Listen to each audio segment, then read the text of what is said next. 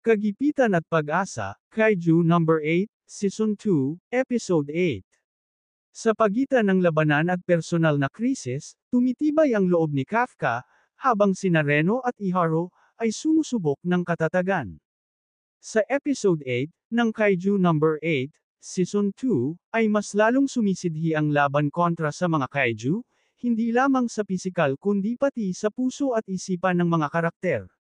Dito'y makikita ang sakripisyo, pag-unawa, at bagong pag-asa habang hinaharap nila ang kanilang mga kahinaan.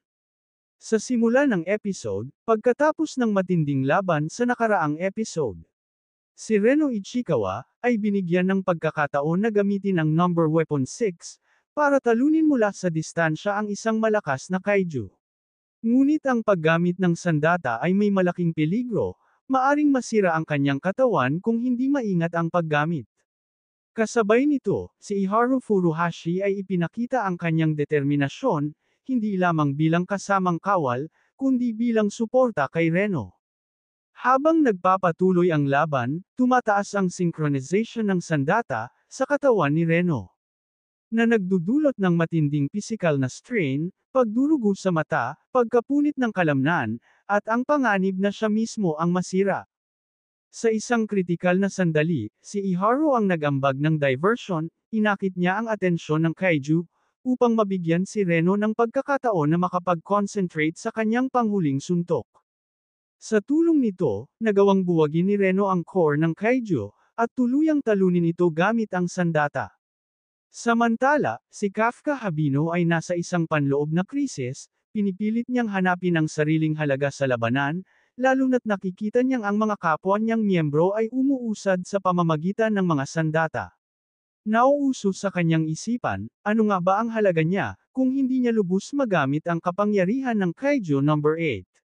Dito pumapasok si Soshiro Hoshina, Vice Captain ng 3rd Division. Inilantad niya kay Kafka ang kanyang pagpapahalaga. At tinanggap niyang ipinakita ni Kafka ang kanyang tunay na anyo, nagpapakita ng bahagi ng kaiju, sa harap ng iba para protektahan sila, kahit may panganib sa sarili. Tinukoy ni Hoshina na kung patuloy na mag-transform si Kafka ng hindi kontrolado, baka tuluyang mawala ang kanyang pagiging tao. Kaya inaalok niya kay Kafka ang kanyang tulong, turuan siya sa pakikipaglaban gamit ang katawan, hindi lamang ang kapangyarihan ng Kaiju Number 8. Sa pagtatapos ng episode, makikita si Kafka na nagsasanay, natututo ng boxing at panloob na disiplina, kahit na sa unay malinaw na hindi pa niya maabot ang antas ni Hoshina sa lakas. Ngunit may pag-asa, dahil may mentor siya ngayon na naniniwalang may potensyal si Kafka. Ang episode ay nagtapos na may matinding tensyon, kahit nagkaroon ng tagumpay sina Reno at Iharu, ay hindi pa rin tapos ang laban. Si Kafka ay nasa daan ng pagbabago, mula sa taong nakadepende sa kapangyarihan, tungo sa taong matatag sa sarili niyang kakayahan.